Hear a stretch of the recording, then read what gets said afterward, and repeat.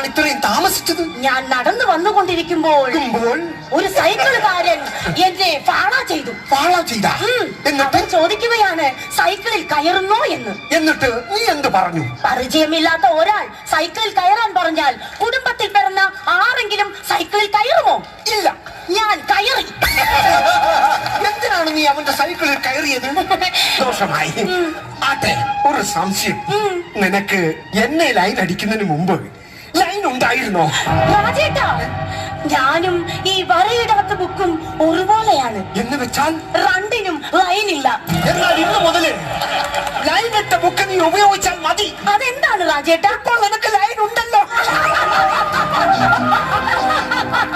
അയ്യോ, എന്റെ അച്ഛൻ തമ്പി മുതലാളി നമ്മൾ സിനിമ കാണാൻ വരുന്നത് അറിഞ്ഞാൽ എന്റെ അച്ഛന്റെ ഗുണ്ടകൾ രാജേട്ടനെ കണ്ടാൽ ഇടിച്ചു പറുപ്പളക്കും. എന്നാ ഞാനും അവരെ ഇടിച്ചു പറുപ്പളക്കും. അപ്പോൾ വീട്ടിൽ നിന്ന് പുട്ടും പറുപ്പ് കറിയും.